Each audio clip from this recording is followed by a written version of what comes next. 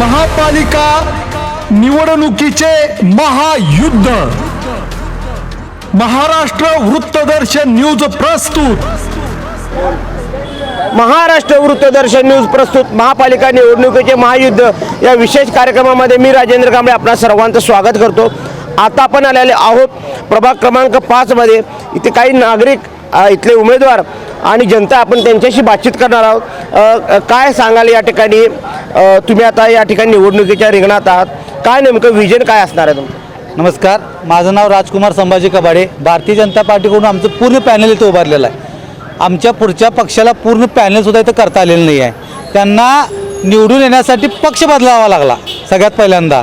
त्यांनी पक्ष का बदलला तर आता आपल्याला या आपण कामं न केल्यामुळे या पक्षातून आपल्याला काय लोक मतं देणार नाही म्हणून त्यांनी आमच्या युती पक्षाच्याशी हात मिळवणी केली आणि फंड हा भारतीय जनता पार्टीने बहुनी 27 कोटी 80 लाख रुपये हा फंड बहुनी दिला। म्हणजे यांना आमचा फंड घेऊन आम्ही कामं केलं हे सांगून निवडून येण्यासाठी यांना तिथे यावं लागते।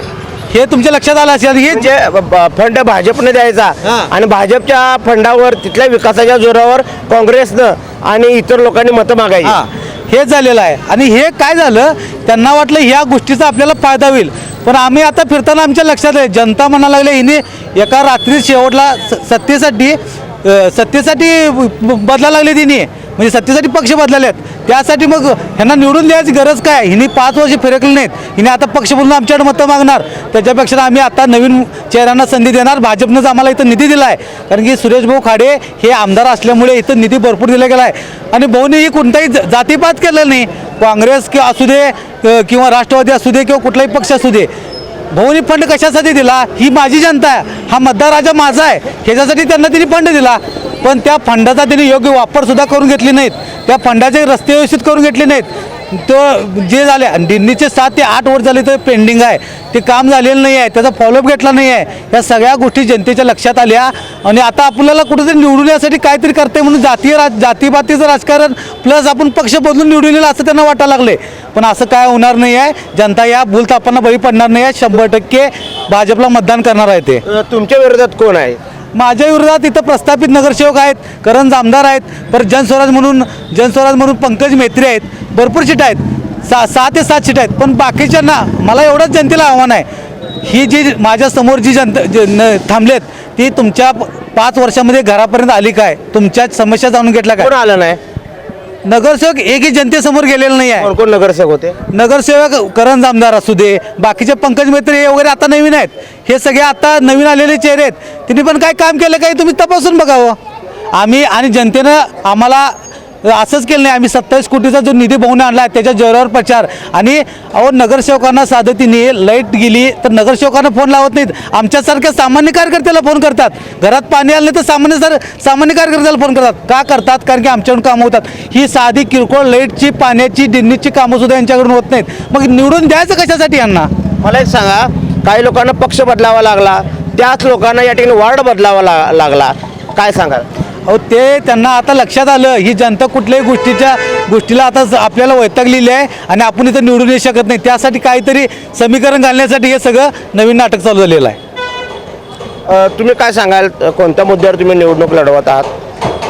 5 नंबर वॉर्डामध्ये की नाही आपले प्रस्थापित जे नगरसेवक आधीचे आहेत सौ बबिताताई मेंढे, त्यांना मी एकदाही आमच्या वॉर्डात त्यांनी म्हणजे वॉर्डात म्हणा पूर्ण 5 नंबर वॉर्ड जेवढा मोठा आहे एकदाही त्यांनी कधी वॉर्डात आलेले नाही आहेत, बघितलेले नाही आहेत। आमच्याकडे महापुराचा एवढा मोठा फटका बसला होता, महापूर असू दे, कोरोना असू दे, त्यांनी म्हणजे निदान येऊन त्या कोरोनामध्ये कोण काय करता येत होतं कुणाला, पण लांबून का उसणं त्या कुणाला जर सांत्वन म्हणून तरी त्यांच्याशी भेटायला पाहिजे होतं।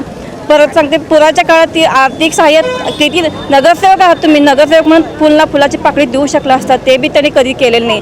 ह्या माझ्या माता भगिनींना हे विचारा, तुम्ही कुठेही जाऊन विचारा बबिता मेंढे हे कोण आहेत, त्यांचा चेहरा तर त्यांना माहिती आहे का हे विचारा। कारभार कोण करत होतं? कारभार त्यांचे मिस्टर नगरसेवक म्हणून त्यांनी म्हणजे निवडणूक लढवत आहेत, निवडून येतात, पण कारभार फक्त त्यांचे मिस्टरच करतात। 5 वर्ष जे काय इथले नगरसेवक होते त्यांनी काय वार्डात फिरकले, लोकांची कामं केली नाही? वॉर्डात फिरकून लोकांची कामं केलेली नाही आहेत। भाऊनी सुरेश भाऊ खाडेनी एवढा मोठा 23 कोटी रुपयाचा निधी देऊन सुद्धा त्यांनी फक्त आणि फक्त आपली घरं भरण्याची कामं केलं। कोण केलं हे? हां, प्रस्थापित नगरसेवकांनी आपली घरं बनली. कोण कोण? सौ बबिताताई मेंढे आणि त्यांचे मिस्टर संजय मेंढे. ते समस्या काय काय तिथल्या? समस्या इथल्या सगळ्यात मोठा प्रश्न ड्रेनेजचा आणि सगळ्यात मोठा प्रश्न रस्ता आणि मूलभूत खांबावर लाईट नाही आहेत आणि गार्डन नाही आहे. आपल्या मुलांना ह्या प्रांतामधून एकही गार्डन नाही आहे व्यवस्थित आणि स्वच्छतागृहसुद्धा इथं नाही आहेत. बायका अजूनसुद्धा राहणार तिकडे तिकडे, त्यांना बाहेरच्या मळ्या भागातनी त्यांना जावं लागतं. मावशी पुढे या, तुम्ही काय सांगाल या ठिकाणी? इथले नगरसेवक मागच्या 5 वर्षात कोण होते आणि ते काय नागरिकांच्या संपर्कात होते काय कामं केलीत काय? मेंढे काय येत होते काय, ते फिरकत होते काय? फिरकत येत नव्हती. आम्ही फोन केला तर येत पण नव्हती. तर आमचं पुरानं सगळं घर बुडलं होतं, कागदपत्र भिजली सगळी. तरी फोन केला तर यायला तर नाही. येऊन बघून गेला तर तुम्ही पाणी आहे तिकडं भर टाकून घ्या, हे करून घ्या असं त्यांनी सांगत होते. काय मग किती काय समस्या काय तिथल्या? नाही इथल्या समस्या काय? ड्रेनेज असेल, रस्ते, पाणी काय व्यवस्थित आहे का काय?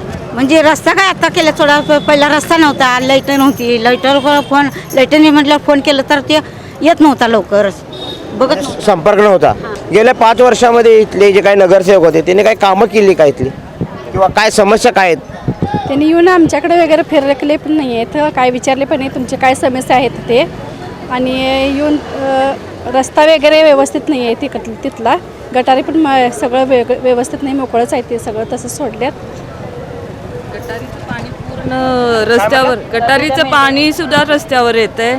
परत रस्ता व्यवस्थित नाही आहे तिथं. त्यांनी म्हणजे चौकशी सुद्धा करायला येत नाही आहे. कुठला एरिया? 5 number ward.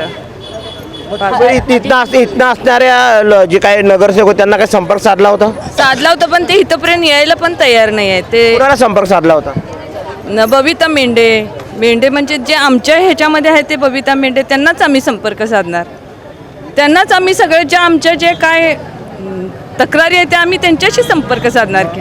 त्यांनी इथंपर्यंत येत पण नाही आहे, चौकशी करत नाहीत. 5 वर्षात कधी वार्डात तिने फिरले? कधीच आमच्या वार्डात आलेलं नाहीत. कधीच त्यांनी आमच्या वार्डात त्यांनी आलेलं नाहीत. कधी संपर्क साधला तर त्यांनी कधी आमच्याशी त्यांनी जास्त बोलले सुद्धा नाही आहेत. मग ते आता ह्या महिला सगळ्या आहेत, त्या महिलांना विचारा त्या कधी आलेत का, त्यांनी कुणाला बघितलंय का, ह्या महिलांना ओळखीचे मावशी सांग. इलेक्शन असलं तर तेवढंच त्यांनी येतात, हात जोडतात, आम्हाला मत टाका हे एवढंच बोलतात त्यांनी. आणि काय कामं असले तर काही सुद्धा करत नाही आहे त्यांनी. आता आज निवडणुकीला जर आता उभं राहिलं त्यांनी, आता आमच्या घरी त्यांनी येऊन जातात. पण आता परत 5 वर्षानंतर आमच्या घरी ते येतात. ते बबिता मेंढे आमच्या जे वॉर्डमध्ये जे उभं राहिले ते त्या आतापर्यंत अजून पण कोणी सांगावं, ह्यांनी महिलांनी सांगावं की काय सांगा, या बबिता मेंढेंवर आरोप केलाय. 5 वर्षात कधी त्यांना बघितलंय का, काम केलंय का त्याने? नाही कधीच नाही पाहिलेलं आहे. आणि इतक्या वर्षात आता ज्यावेळेस महापूर येऊन गेला त्यावेळी एकदासुद्धा त्यांनी ढुंकूनसुद्धा पाहिलेलं नाही आहे की काही आर्थिक मदत हवी आहे का, किंवा काय त्यांचं नुकसान झालं आहे कशाचीही त्यांनी येऊन चौकशी नाही केली. कशी करायला पाहिजे होती. आता पण फक्त मतदानपुरतंच त्यांनी संपर्क साधतात आमच्याशी, त्याच्या व्यतिरिक्त काहीच नाही आहे. आता तिथं तुम्ही जाऊन बघा, गटारीचं पाण्याचा वास किती घाण आहे. कुठला परिसर? चांद कॉलनी. एवढं घाण वास येतोय तिथं. मच्छर सुद्धा बघायला सुद्धा आमचं घर पडलं तर बघायला आले नाहीत त्यांनी.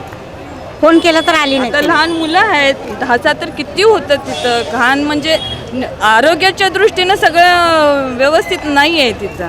राकेश, काय सांगाल या ठिकाणी तुम्ही निवडणुकीला सामोरे जातात, विरोधकांनी पण ताकद लावली आहे म्हणतात, मात्र खरोखर या ठिकाणी प्रभाग क्रमांक 5चा विकास झाला का हो?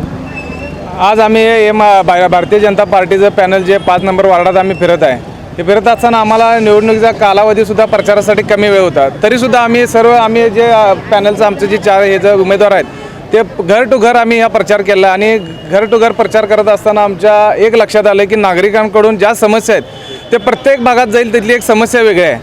आज बोलावड रोडला गेला तर जिथं बोलावड रोडचा जो लास्टचा मतदारसंघाचा म्हणजे आमच्या मतदाराचा कुटुंब आहे तिथं त्या मतदारांपर्यंत पाण्याची सोय गेलेली नाही तिथं. त्यानंतर आपण जर चांद कॉलनीच्या त्या साईडला गेला तर तिथले जे सब रोड आहेत आतले तर ते रोड झाले नाहीत, व्यवस्थित रोड झाले नाही. त्यानंतर ड्रेनेज अक्षरशः आम्ही त्या भागात प्रचार करत असताना बघितलं की ड्रेनेजच्या ह्याच्यावर झाकण नसून त्यावर लोकांनी प्लायवूड टाकलं आहे. तर तिथल्या लोकांना आम्ही विचारलं की बाबा हे तुम्ही तक्रार दिला नाही का, तर त्यांच्या लोकांचं काय आले प्रतिक्रिया. आम्ही वारंवार सांगून सुद्धा तिथं कोणी आलं नाही किंवा दखल घेतली जाते. कोणाला सांगितलं होतं तिने आता जे नगरसेवक प्रस्तावित नगरसेवक होते, जे आपल्या या वार्डात 4 नगरसेवक निवडून गेले, त्यापैकी 3 काँग्रेसचे होते, एक राष्ट्रवादीचे होता. त्यांना सगळ्यांना आम्ही सांगितलं म्हटले त्याने तर त्यांच्याकडून कधी कोण जसं काय की हा भाग माझ्याकडं नाही तो भाग माझ्याकडं नाही असं त्यांच्याकडनं प्रतिक्रिया लोकांमध्ये ज्यावेळेला आपण या वार्डात सगळीजण पॅनल टू पॅनल उभारत असतोय तर प्रत्येक भागातल्या लोकांच्या समस्या सोडवणे आमच्या 4 उमेदवारांचं ते काम असतं. तर तिथं त्या लोकांना हे उत्तर देणं हे चुकीचं आहे. आणि आत्ता मी जे फिरत आहे तर आम्ही नागरिकांना एकच सांगितले की आम्ही असा कुठलाही वार्ड किंवा माझं हे मतदार इथला ह्याला भागून दिलं असं ह्याला त्याकडे दिलं असं काही सांगणार नाही आम्ही. विभागाला असं काही सांगणार नाही.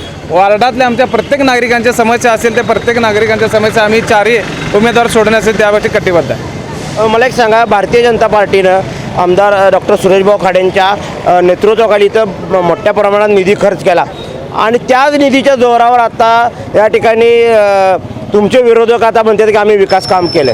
फंड दिला भाजपने आणि विरोधक म्हणतात की आम्ही विकास केला. काय नेमकं कसं आहे, जे भाऊंच्या फंडातनं जो निधी आला, इथं रस्ते झाले हे झाले ते सांगण्यासाठी जे आता इथं आपले नगरसेवक आता भारतीय जनता पार्टीने लावलेला आहे त्यावेळेला आता इथं काय इथं मानलं जाते की हा किल्ला बालेकिल्ला हा काँग्रेसचा बालेकिल्ला आहे. त्यामुळे लोकांना काय वाटते की इथं जी कामं झाली ते काँग्रेसच्या नगरसेवकांनीच केलेले आहेत असं लोकांचा ध्यास आहे. आणि ज्यावेळेला आता आम्ही जे प्रचार फिरत करताना सुरेशभाऊ खाडेंनी जे कामं केलेले आहेत ते वचनस्फूर्ती हे काढलेली जी पम्पलेट आहे ते आम्ही आज घर टू घर दिल्यानंतर लोकांच्या आज लक्षात आलेलं आहे की ही कामं प्रस्थापित नगरसेवकांनी केलेली नसेल तर आमदार सुरेशभाऊ खाडे यांच्या प्रयत्नातून ती कामं झालेली आहेत. काय प्रतिसाद लोकांचा कसा आहे तुम्हाला? प्रतिसाद म्हणजे आता एक पहिली गोष्ट म्हणजे लाडक्या बहिणींचा तर प्रतिसाद फुल आहे.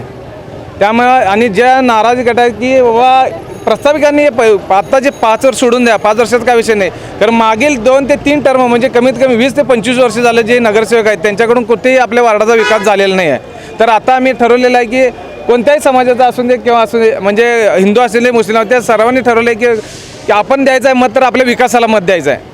त्यामुळं आम्हाला आमच्याकडे आता विकासाला मत म्हणजेच भाजपाला मत अशा लोकांच्या प्रतिक्रिया आहेत. त्यामुळं यावेळेला जे 5 नंबर वार्डात जे उमेदवार निवडून येणार आहेत ते सर्व आमचं पॅनल भारतीय जनता पार्टीचं असणार आहे. तुम्ही काय सांगाल, लोकांचा प्रतिसाद कसा आहे? लोकांचा प्रतिसाद असा आहे की काय झाले, प्रस्थापित जे मागचे नगरसेवक होते ते बऱ्यापैकी त्यांच्याच घरांशाहीमध्ये कायम म्हणजे नगरसेवक असल्यामुळे त्यांना 20 ते 25 वर्ष झालं जनता निवडून देत होती. कशासाठी निवडून देत होती?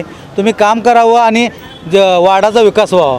पण काय झालं, ते 20 ते 25 वर्ष झाले ते निवडून त्यांना कामच केले नाही. मग ते आम्हाला असे सांगायला लागलेत की तुम्ही जरी नाही आला असला तर आमच्या आता लक्षात आलं की आता ज्या भाजपने केलेल्या विविध योजना आहेत, लाडकी बहीण योजना असू दे, भाऊ ज्या टायमाला कामगार मंत्री झाले त्यावेळी कामगार नोंदणीतून जे त्यांनी बाकीचे भरून घेतले त्यातून अक्षरशः एक हजारो महिलांना त्याचा फायदा झाला. दवाखान्याचा खर्च असू दे, तुमच्या ते पेट्या असू देत, भांडे असू दे, ह्याचा फायदा होऊन ते शाळेची स्कॉलरशिप असू दे, ह्या सगळ्या परत लाडकी बहीण योजना असू दे, शेतकऱ्यांची स्कीम जी आपली आता 6,000 रुपये वर्षाला जमा होतात, ह्या सगळ्या योजना फक्त भारतीय जनता पार्टीच करू शकते. आणि हे सगळे पैसे डायरेक्ट ज्याला पाहिजे त्याच्या अकाउंटवर जातात हे फक्त भारतीय जनता पार्टी करू शकतो. देवाभाऊनी केलेले हे सगळ्यात मोठं काम असल्यामुळं त्याच्या लक्षात आलं आहे. आणि विकास जर पाहिजे असेल तर भाजपला संधी द्यायला पाहिजे, कारण केंद्रामध्ये भाजप आहे, महाराष्ट्रामध्ये भाजप आहे आणि महानगरपालिकेवर 100% कमळच बोलणार आहे. इतक्या वर झालं ड्रेनेजची व्यवस्था ठीक करू शकत नाहीत. जे वकारबागमधला जो खड्डा आहे ते अजून वर्षानुवर्ष पडला आहे. मग इथल्या असणाऱ्या विद्यमान असणाऱ्या नगरसेवकांनी नेमकं काय केलं? त्यांना अजून ते दिल्लीची लेवलच गावली म्हणून सांगत आहेत. ते आता 25 वर्षात जर लेवल गावत नसेल तर ते नगरसेवकांचं क्वालिफिकेशन काय चेक करणं गरजेचं आहे. ड्रेनेजची लेवल गावत नाही, मग मतदारांची लेवल या निवडणुकीत गावणार का? त्यांना 100% मतदारच त्यांची लेवल काय आहे ते दाखवणार.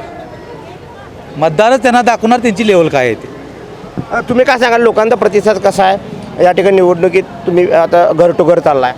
हो, लोकांचा प्रतिसाद एकदम छान आहे. आणि खास करून मी लाडक्या बहिणींचा प्रतिसाद इतकं वॉर्डामध्ये फिरत असताना ना, लाडक्या बहिणी म्हणायच्या की 1500 रुपये साधा आपला भाऊ आपल्याला देऊ शकत नाही, आपला सक्का भाऊ आपल्याला देऊ शकत नाही, माननीय देवेंद्र फडणवीस त्या आमचा देवा भाऊ आम्हाला देते. ते 1500 रुपये म्हणजे आमच्या गोरगरीब लोकांसाठी 15 दिवसाचं एक रोजचं जीवनावश्यक साधन आहे. इतक्या लाडक्या बहिणी खुश आहेत. आणि आता मी चांद कॉलनीच्या एरियात त्या भागात राहते, शास्त्री चौकच्या एरिया भागात. आता पाठीमागच्या रस्ते इतके आता 25 वर्षापासून बघते रस्ते आहे तसेच होते. आता ह्या रस्त्या निवडणुकीच्या तोंडावर त्यांनी रस्ते करायला चालू केलेत आणि रस्ते चालू केलेत ते रस्ते. आणि त्यांनी येऊन फोटो काढतायत अगदी उभारून, अगदी तिथल्या जनतेला सांगतात की रस्ता हा आम्ही केला. पण तो रस्ता जनतेने म्हणजे लक्षात घ्यावं की तो रस्ता सगळा चांद कॉलनीतल्या म्हणा, इतर परिसरातला म्हणा, फक्त सुरेश भाऊच्या आमदार फंडाच्या माध्यमातूनच रस्ते झालेले आहेत. ते आपण या ठिकाणी प्रभाग क्रमांक 5 मध्ये होतो. आणि या प्रभाग क्रमांक 5मध्ये भारतीय जनता पार्टीचे पॅनल उभं आहे.